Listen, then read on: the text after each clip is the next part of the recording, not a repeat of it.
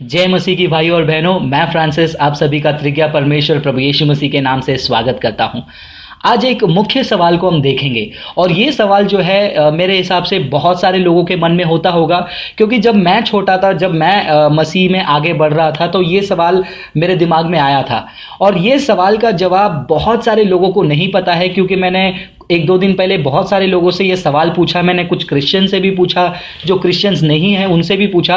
कुछ लोगों को जवाब नहीं पता और कुछ लोगों को पता भी है तो गलत जवाब पता है। तो सवाल ये है कि भारत में क्रिश्चियनिटी यानी कि ईसाई धर्म, क्रिश्चियन धर्म कौन ले आया, कब आया और कैसे आया। लोगों का मानना यह है कि भारत देश में ये जो क्रिश्चियनिटी है, क्रिश्चियन धर्म है, वो अंग्रेजों ने लेकर आया। 1947 के पहले जो राज कर रहे थे ब्रिटिशर्स, वो अंग्रेजों ने भारत देश में क्रिश्चियनिटी को लाया और वहां से फैलने लगा। तो हमें जानना जरूरी है क्या वाकई में अंग्रेजों ने और ब्रिटिशर्स ने भारत देश में क्रिश्चियनिटी को लाया और वहीं से फैलने लगा। तो ये वीडियो में हम उसका जवाब देखेंगे।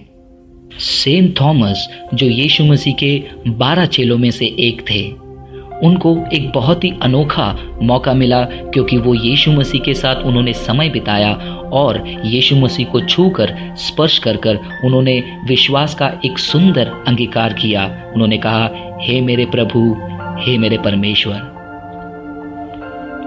इतिहास के अनुसार यीशु मसीह के पुनरुत्थान के बाद थॉमस यरूशलेम से भारत में साउथ इंडिया में प्रवेश किए। 52 सदी में कोडंगलूर, जो केरला का एक स्थान है, वहां पर उन्होंने अपने कदम को रखा। वहां पर उन्होंने बहुत सारे लोगों को सुसमाचार सुनाया और बपतिस्मा दिया, और वहां पर 7 कलीसियाओं को उन्होंने स्थापित की। कोडंगलूर, पालयूर,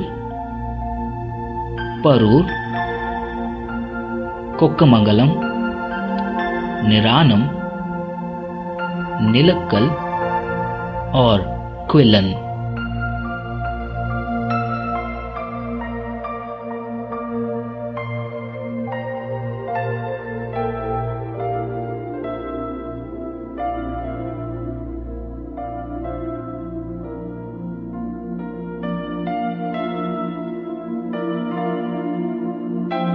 इन जगहों में उन्होंने यीशु मसीह का प्रचार किया, चमत्कार किया और लगभग 10 साल तक उन्होंने सेवा किया और लोगों को यीशु मसीह को स्वीकार करने में मदद किया।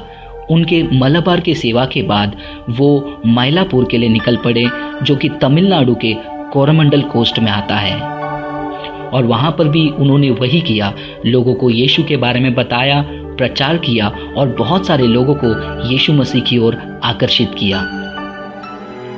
उनके प्रचार के कारण बहुत सारे लोगों ने यीशु मसीह को स्वीकार किया, और ये बात का विरोध करते हुए वहाँ के कुछ लोगों ने ये निर्णय लिया कि हम थॉमस को समाप्त कर देंगे।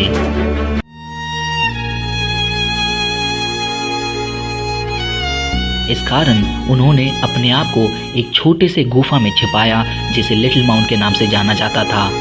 लेकिन उनके शत्रुओं ने लगातार उनका पीछा किया और बदले के भावना से उन्हें ढूंढते रहे, और आखिरकार 72वीं सदी में एक जगह पर थॉमस को उन्होंने मार डाला, और उस जगह को आज सेंट थॉमस माउंट के नाम से जाना जाता है।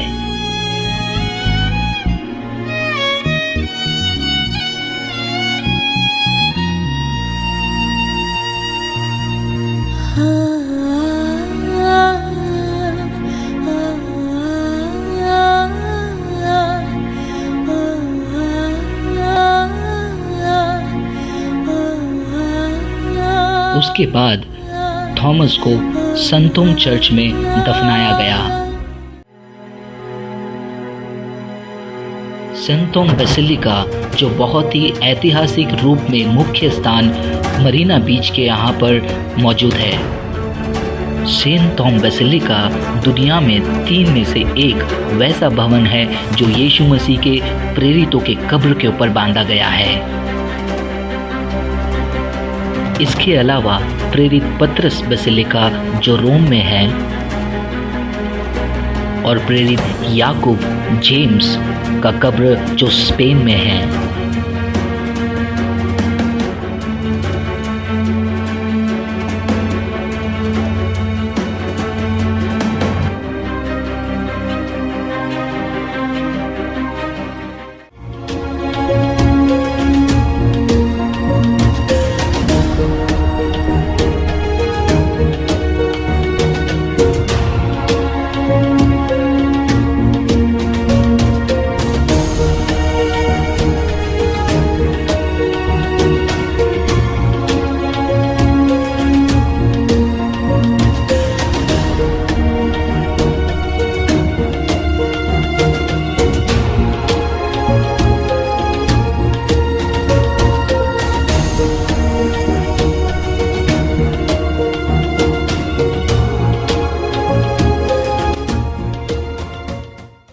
तो दोस्तों आज आप जान गए कि किस प्रकार मसीही धर्म क्रिश्चियनिटी भारत में आया। कोई अंग्रेज़ों ने नहीं लाया, किसी ने ज़बरदस्ती नहीं फैलाया। ये उसी प्रकार जिस प्रकार यीशु मसीह ने सूली पर अपना खून बहाकर अपना प्रेम को प्रकट किया ताकि आप और मैं अनंत काल के दंड से बच सकें, उसी प्रकार उनका चेला थॉमस भारत में आकर अपना खून बहाकर आप तक, मुझ तक उस अनंत काल के शुभ संदेश को पहुंचाया है ताकि हम उस स्वर्ग राज्य में प्रवेश करेंगे। यही सुंदरता है दोस्तों ईसाई धर्म का, यही सुंदरता है क्रिश्चियनिटी का। हम ज़बरदस्ती नहीं करते हैं, हम प्रेम के द्वारा, जैसे यीशु ने अपनी जान को दिया, उनके चेलों ने अपनी जान को दिया, हम प्रेम के साथ आपके पास आते हैं और कहते हैं कि आप यीशु मसीह के प्रेम को एक बार चख कर देखिए। यीशु मसीह कहते हैं, यदि कोई मेरे आवाज़ को सुने, मैं उनके हृदय के द्वार पे खड़ा खटखटा रहा हूँ, वो द्वार खोले। हाँ दोस्तों, यीशु मसीह आज आपके हृदय के द्वार पे खड़े होकर खटखटा रहे हैं। आप उनके आवाज़ को इस वीडियो के द्वारा सुन रहे हैं तो द्वार खोलिए, यीशु मसीह को स्वीकार कीजिए और देखिए आपकी ज़िंदगी में कैसा बदलावट यीशु लाएगा और अनंत जीवन का आश्वासन भी मिलेगा। प्रभु आपको आशीष करे। ऐसे अनेक वीडियोस को देखने के लिए हमारे चैनल को सब्सक्राइब करें, बेल आइकॉन प्रेस करें और वीडियो को लाइक ज़रूर करें। धन्यवाद।